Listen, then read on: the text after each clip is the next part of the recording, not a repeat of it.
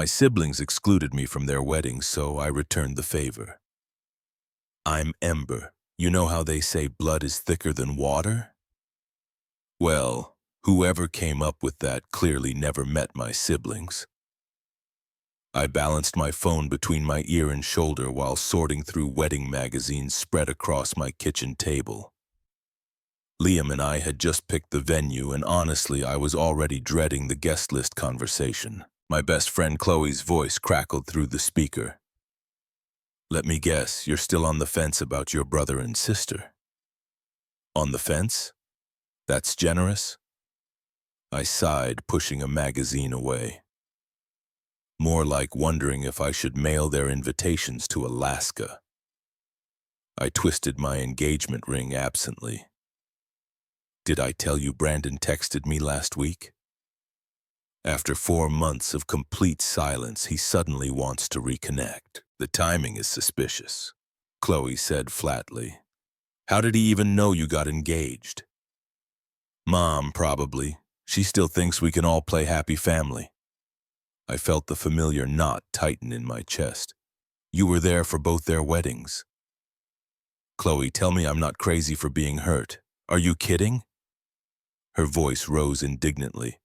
Victoria literally had your cousin Amanda as a bridesmaid, a cousin you introduced her to while you weren't even invited to the ceremony. And Brandon had his college roommate's buddy in his wedding party, but his own sister? Nope. The memory still stung like a fresh wound. I'd had to see the photos on Instagram like everyone else.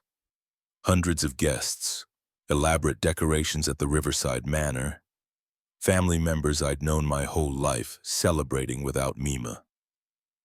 Liam walked in carrying 2 mugs of coffee, his dark hair still damp from the shower. Wedding talk? He asked with a knowing smile. Wedding drama? I corrected, accepting the mug gratefully, just reminding myself why I shouldn't feel guilty. The doorbell rang. Liam squeezed my hand before getting up to answer it. I heard muffled voices, then Liam's tone shifted from friendly to tense. Ember. You have visitors. I walked to the entryway and froze.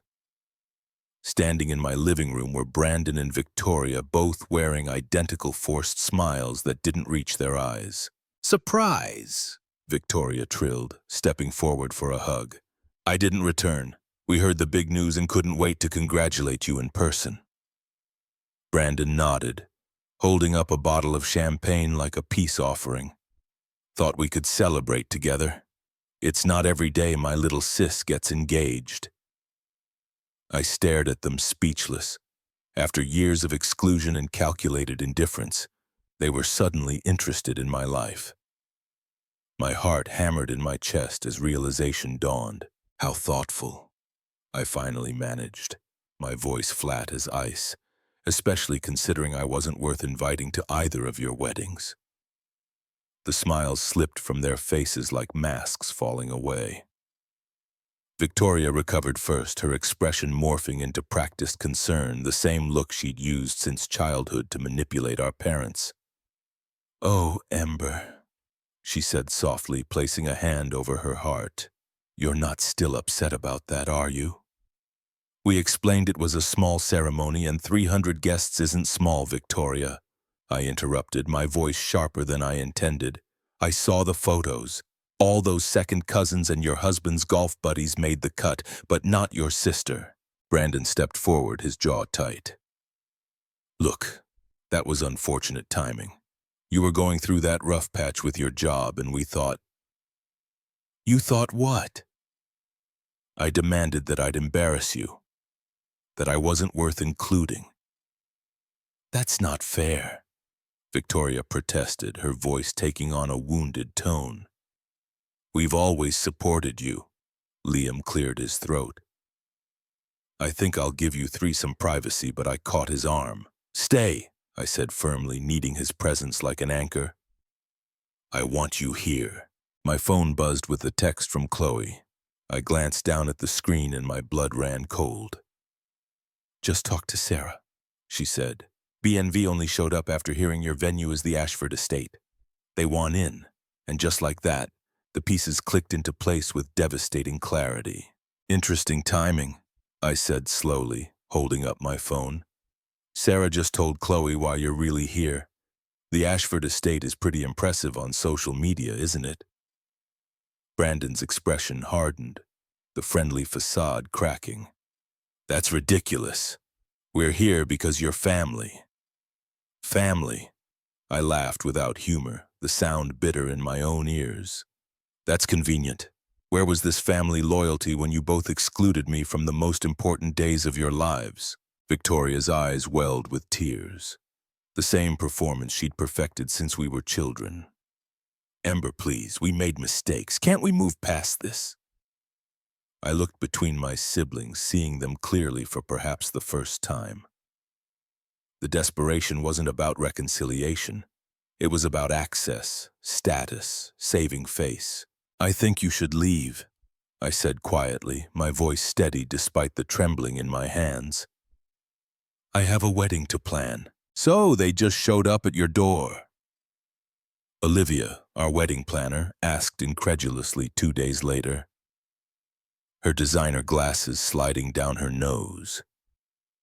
After ghosting you for their own weddings, we were sitting in her sleek downtown office surrounded by fabric swatches and floral arrangements. Qley had insisted on coming along for moral support. The audacity is almost impressive, I admitted, stirring my latte absently. Victoria called Mom in tears afterward, claiming I'd attacked them for trying to make amends. Classic manipulation, Qley said, scrolling through her phone. Speaking of which, look what Brandon's wife just posted. She turned her screen toward me, showing a close-up photo of the Ashford Estate's grand fountain with the caption, "Can't wait to celebrate special moments here soon. Family first # wedding bells." Liam whistled low from where he sat reviewing contracts. They're certainly confident. Or delusional, I muttered. Mom called this morning saying I need to be the bigger person and include them. Olivia tapped her pen against her leather planner. This might be overstepping, but do you have actual proof they deliberately excluded you? Oh, I've got receipts, Qley interrupted, setting down her phone. Remember when Victoria claimed the invitation must have gotten lost in the mail? Amanda accidentally mentioned the family-only policy they decided on. And there's the email, Liam added, looking up from his papers. Show her the email, emmed. I pulled out my phone with trembling fingers and found the message forwarded to me by my cousin months after Brandon's wedding. It was from Brandon to several family members, specifically instructing them not to mention wedding details to me, because it would be awkward having her there with everything that's happened. Olivia read it, her eyebrows climbing higher with each line. And what exactly had happened? Nothing, I said flatly, the word heavy with years of resentment. I got promoted instead of Brandon's friend at the marketing firm where we both worked. Brandon decided I must have played politics to get ahead of a man. That's... Olivia paused, searching for words. Wow. She handed back my phone, her expression shifting from professional curiosity to genuine concern. And Victoria jealousy, Qley answered before I could. Ember dated Victoria's husband's brother briefly in college. He apparently compared them once, or from us, not in Victoria's favor. My phone rang. My mother again. I declined the call but played her voicemail on speaker, my hand shaking slightly. Ember, you need to call me back right now. Mom's voice was sharp, demanding. Your brother and sister are devastated. Brandon says you humiliated them and threatened to ban them from your wedding. Is that the kind of person you want to be after everything they've done for you? I stopped the message, my hands shaking with anger I'd suppressed for too long. Everything they've done for me? Like what exactly? That's it, Liam said firmly, standing up. Can I please talk to your mom? She won't listen, I warned, knowing the pattern too well. She never does when it comes to them. Then maybe it's time we talk to someone she will listen to, Qley suggested. Your Aunt Catherine has always seen through their act. Within an hour, we were sitting in Aunt Catherine's cozy kitchen in Maplewood, the smell of fresh coffee filling the air. Catherine was my father's sister. Sharp, no nonsense, and the only family member who'd ever called out my siblings' behavior. "I've been waiting for this conversation for years," Catherine said, pouring coffee into ceramic mugs. "Your siblings have always competed with you, Ember, but excluding you from their weddings crossed a line I didn't think they'd dare cross." "Mom says I'm overreacting," I said quietly, wrapping my hands around the warm mug. Catherine snorted. "Your mother enables them because it's easier than acknowledging their behavior. Now tell me exactly what happened yesterday." I recounted the visit with Liam and Qley, adding details. The fake smiles, the champagne, the transparent manipulation. When I finished, Catherine's expression was thunderous. "And now they're expecting invitations to your wedding," she said, more statement than question. "Mom says I need to be the bigger person." "You've been the bigger person your entire life," Catherine said firmly, her voice leaving no room for argument. "What do you want, Ember? Not what your mother wants, not what would keep the peace. What do you want?" The question caught me off guard. For so long I'd navigated family events trying to avoid conflict, accommodating my siblings' egos and my mother's willful blindness. No one had ever asked me what I wanted. "I want a wedding day where I feel completely loved and supported," I finally said, my voice growing stronger. "Where I'm not watching my siblings perform for social media while undermining me behind my back. I want consequences for how they've treated me." Catherine nodded, satisfied. "Then that's what you'll have. Now, let's talk strategy." 2 weeks later, I found myself facing Brandon across a table at Giovanni's, an upscale Italian restaurant downtown. He'd requested this meeting through Mom, claiming he wanted to clear the air. Liam had insisted on waiting in his car outside just in case. "I appreciate you coming," Brandon said, straightening his tie, a nervous habit I recognized from childhood. "I think there's been a misunderstanding. Is that what you call systematically excluding me from major life events?" I asked, keeping my voice level. "A misunderstanding?" Brandon sighed dramatically, rubbing his temples. "Look, about my wedding. You were going through a difficult time professionally. You thought I'd embarrass you because I got promoted over your friend," I interrupted, my patience already wearing thin. "I've seen the email, Brandon, the one where you told everyone not to mention wedding details to me." His expression shifted, guard going up. "Who showed you that? Does it matter? You wrote it."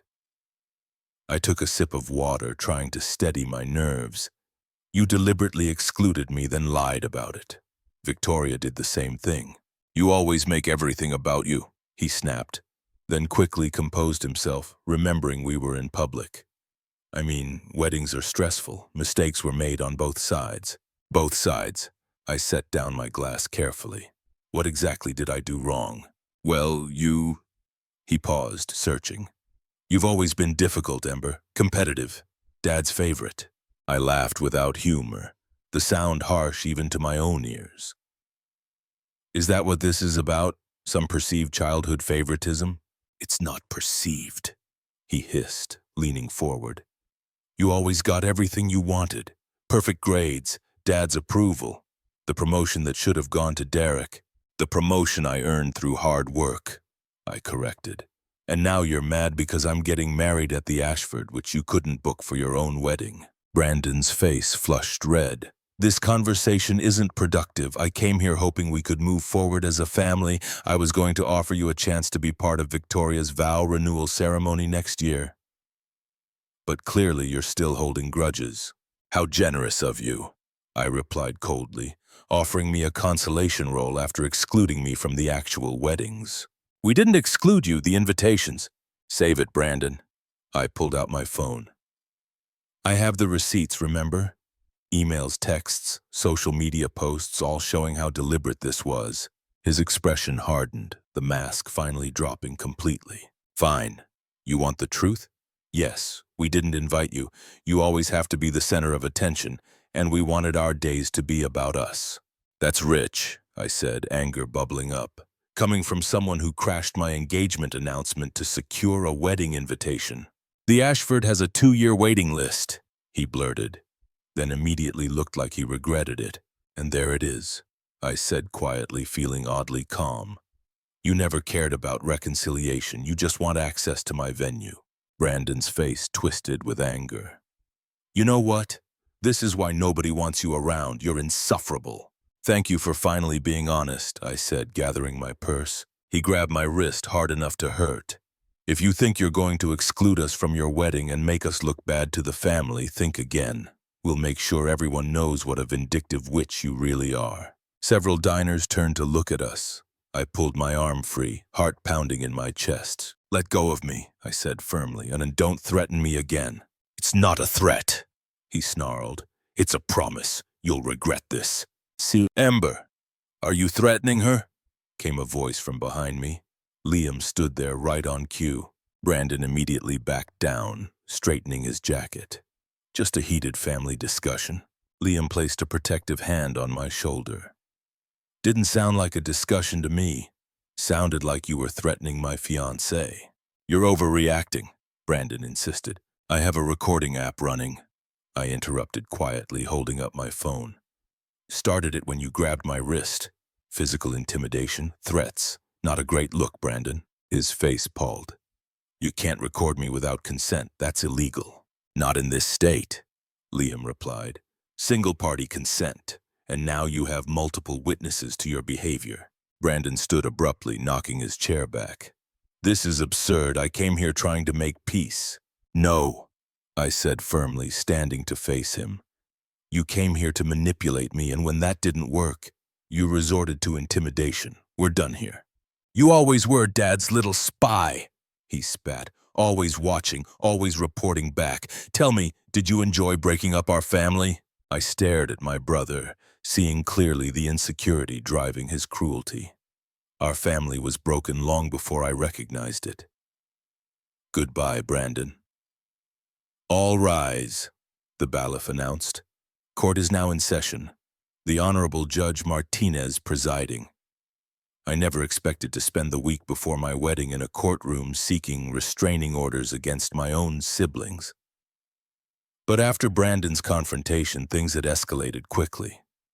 Victoria had shown up at my workplace at Sterling and Associates, causing a scene in the lobby that had security escorting her out. Then came the threatening texts, dozens of them at all hours. The social media smear campaign started next, with both of them posting vague accusations about my betrayal and cruelty. The middle of the night phone calls were the final straw. Thank you for seeing us on short notice, Your Honor, my lawyer Diana Chen said. Given my client's imminent wedding and the escalating harassment, we felt this matter couldn't wait. For the next 20 minutes, I detailed the pattern of behavior, my voice surprisingly steady. Diana presented the recording from the restaurant, screenshots of messages that made my skin crawl, and witness statements from Qley, Liam, and several co-workers. Brandon and Victoria sat across the aisle with their own lawyer, looking shocked that I'd actually followed through with legal action. Victoria kept dabbing at her eyes with a tissue, but I noticed they stayed dry. Judge Martinez wasn't buying their defense. She was a middle-aged woman with sharp eyes that missed nothing. I'm granting temporary restraining orders against both Brandon and Victoria Hayes, she announced. They are to remain at least 500 feet from Miss Hayes, her residence, workplace, and wedding venue for the next 30 days. As we left the courtroom, Victoria rushed toward me, ignoring her lawyer's attempt to stop her. Ember, please, she begged, tears streaming down her face now. Don't do this. We're family. I'm sorry for everything, the wedding, the texts, all of it. You shut me out first, I replied calmly, surprised by how steady I felt. Multiple times. This is just the natural consequence of your actions. It was petty and stupid, she admitted, her voice breaking. I was jealous and insecure, but I'm truly sorry. Please let us come to your wedding. We can fix this. For a moment, I felt the familiar pull to smooth things over, to be the peacemaker I'd always been. Then I remembered the years of deliberate exclusion, the lies, the manipulation, Brandon's hand on my wrist. No, I said firmly. Your apology doesn't change what you did. You're only sorry because there are finally consequences. What about Mom?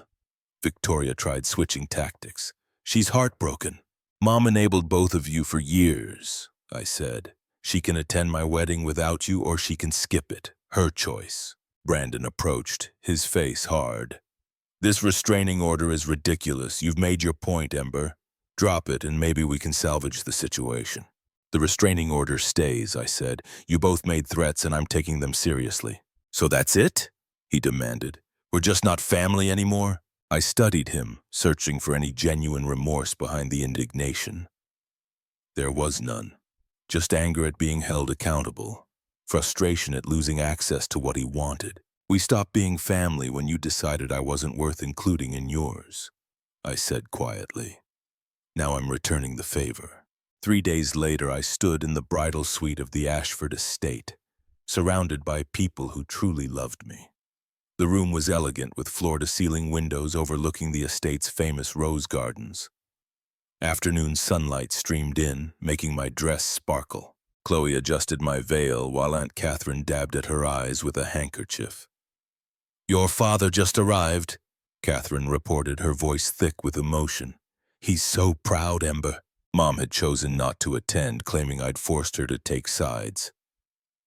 The email she'd sent had been cold, formal, listing all the ways I disappointed her by tearing the family apart. It hurt less than I'd expected. Qley squeezed my hand. How are you feeling?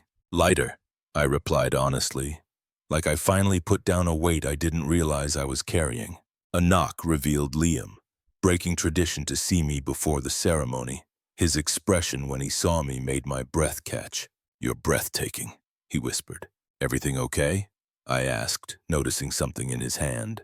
Perfect, he assured me. Security confirmed no sign of unwanted guests, but someone did deliver these. He handed me an envelope. Inside was a card from my sibling spouses, Brandon's wife, Stephanie, and Victoria's husband, Kyle. Both were apologizing for their role in the exclusion and wishing us happiness. No manipulation, no guilt trips, just simple, genuine words. Wow, I said softly. I didn't expect that. People can surprise you, Liam said. The good ones anyway. As we gathered for the ceremony, I looked around at the faces surrounding us. Friends who had become family, relatives like Aunt Catherine who had stood by me. Co-workers who'd supported me through the courthouse drama, my father standing tall and proud. Not a single person who had ever made me feel less than or unwanted. The music began, a string quartet playing Patchell's Canon. Qley and my other bridesmaids started down the aisle in their sage green dresses. Ready? My father asked, offering his arm. I smiled, finally understanding that family isn't defined by blood or obligation, but by love and respect freely given. Absolutely ready, I replied. The ceremony was perfect. Liam and I exchanged vows under an arch covered in white roses and ivy with 200 guests watching. Every single one someone who genuinely cared about us. When we kissed, the applause was thunderous. The reception was in the Ashford's grand ballroom with crystal chandeliers and tables decorated with golden accents. During dinner, Aunt Catherine approached our table with her phone in hand. I wasn't going to show you this today, she said, but I think you should see it. She pulled up a Facebook post from my mother posted just an hour ago. My heart sank, expecting more accusations or guilt trips. Instead, I saw a photo of Brandon and Victoria at what looked like a family barbecue, both of them looking miserable. The caption read, "Sometimes as a mother you realize you've enabled the wrong behaviors in your children." Watching Ember's live stream of her beautiful wedding, I'm filled with regret. She gave her siblings chance after chance and they threw it away. I'm proud of the strong woman she's become, even if I failed to support her when it mattered. Congratulations, Ember and Liam. I stared at the screen, barely breathing. Live stream? I asked Catherine. Qley's doing, she said with a knowing smile. She thought your mom should see what she was missing. Apparently half the town is watching. I looked across the ballroom to where Qley was dancing and she caught my eye with a wink. My eyes filled with tears, not of sadness but of gratitude for friends who understood what I needed before I did. Should I respond? I asked Liam. That's up to you, he said. But maybe not tonight. Tonight is about us. He was right. I handed the phone back to Catherine and stood ready for our first dance. As Liam led me onto the floor and At Last by Etta James began to play, I felt the last pieces of resentment fall away. During the father-daughter dance, Dad leaned close. "I'm sorry I didn't see what was happening sooner," he said quietly. "I should have stood up for you." "You're here now," I told him. "That's what matters." Later, as Qley and I freshened up in the bridal suite, she showed me her phone. "You're trending locally," she said with a grin. "Ashford wedding. Everyone's talking about how gorgeous everything is." "Let me guess, Victoria and Brandon are seeing all of this." "Oh, definitely. Along with everyone they tried to turn against you." She paused. "Victoria tried to comment on the live stream. Called you selfish. Within minutes, at least 30 people, including several of their own friends, called her out." I shook my head, feeling a strange mix of vindication and sadness. "I never wanted it to come to this." "I know," Qley said, hugging me. "But they forced your hand. You gave them every opportunity to be decent human beings, and they chose the T-dos." As I returned to the reception, I saw Liam talking animatedly with Catherine and some of his groomsmen. The joy on his face, the easy laughter. This was what a celebration should feel like. Not walking on eggshells, not managing egos, not wondering who would stab you in the back next. The evening continued with toasts, cake cutting, and dancing. My dad's toast made everyone cry. Liam's best man told embarrassing stories that had the room in stitches. When it was Qley's turn, she raised her glass and said simply, "To Ember, who taught us all that loving yourself means refusing to accept less than you deserve, even from family." The applause that followed felt like absolution. 3 weeks after the wedding, I was unpacking boxes in our new house when the doorbell rang. Liam was at work, so I approached cautiously, checking the peephole. It was my mother. I opened the door slowly. We hadn't spoken since her Facebook post, though she'd sent a few texts I hadn't responded to. "Mom," I said carefully. "Can I come in?" she asked. She looked tired, older somehow. I stepped aside and she entered, looking around at the half-unpacked living room. We sat on opposite ends of the couch. "I've been doing a lot of thinking," she began, "and talking to your father and Catherine, even to Stephanie and Kyle." I waited, not sure what to say. "I enabled your siblings," she continued, her voice cracking. "For years I made excuses for their behavior because it was easier than admitting I'd raised them to be entitled. I told myself you were strong enough to handle it, that you didn't need me to defend you." "I did need you," I said quietly. "Every time they excluded me, every time they lied about me, I needed my mother to stand up and say it wasn't okay." "I know." Tears spilled down her cheeks. "I watched the wedding stream, Ember, saw how happy you were, surrounded by people who genuinely love you. And I realized I'd chosen to miss that because I was more concerned with keeping Brandon and Victoria happy than doing what was right." "Why now?" I asked. "Why come here and say this now?" "Because I watched Victoria and Brandon self-destruct these past few weeks," she said. "The restraining orders became public knowledge. Their friends started asking questions. When people saw the wedding stream and saw how beautiful everything was, how loved you are, they started putting the pieces together." She pulled out her phone and showed me a group chat. I recognized names, family members, old family friends. The messages were brutal, calling out my siblings' behavior, expressing shock that they'd excluded me. "Victoria lost 3 major clients at her real estate firm," Mom continued. "Apparently word got around about how she treated you. Brandon's firm is considering passing him over for partner. Their reputations are suffering, and instead of taking responsibility, they're blaming you." "Of course they are," I said without surprise. "But here's the thing. I told them they brought this on themselves. I told them that if they'd simply been decent human beings, none of this would have happened. And when they demanded I choose between you and them," she paused, meeting my eyes, "I chose you. I should have chosen you years ago." I felt tears prick my eyes. I don't know what to say. You don't have to say anything, Mom said. I'm not here asking for forgiveness or trying to fix things immediately. I just wanted you to know that I see what I did wrong. I see who you are. Strong, successful, loved, and I'm sorry I made you question any of that. We talked for 2 more hours. She told me about confronting Victoria and Brandon, about the family members who'd reached out to apologize for not standing up for me sooner, about Stephanie and Kyle, who were considering distancing themselves from my siblings. They might actually get divorced, Mom said. Both couples. The stress has brought out the worst in everyone. I felt a pang of sympathy despite everything.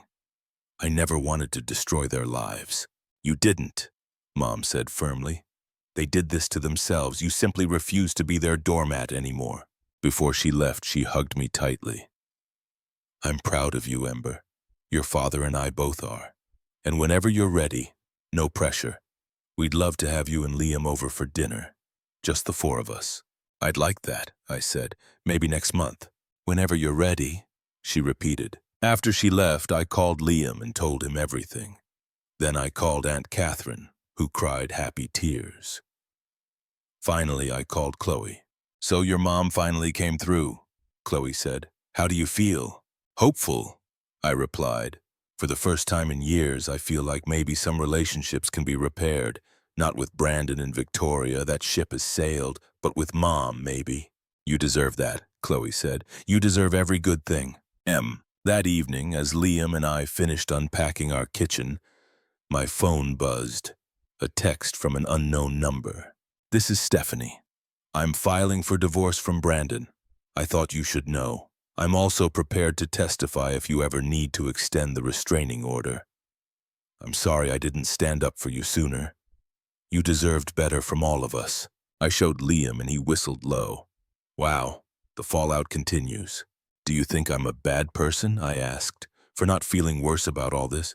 He set down the box he was holding and pulled me close. You're not responsible for the consequences of other people's actions. Brandon and Victoria made their choices, so did your mom, so did Stephanie and Kyle. You simply chose to love yourself enough to set boundaries. When did you get so wise? I teased. I married you, didn't I? He grinned. As we continued unpacking our new life together, I realized that sometimes the family you choose matters more than the family you're born into. And sometimes standing up for yourself doesn't destroy relationships. It reveals which ones were real to begin with. 3 months later, I posted a photo on social media. It was from our honeymoon in Santorini.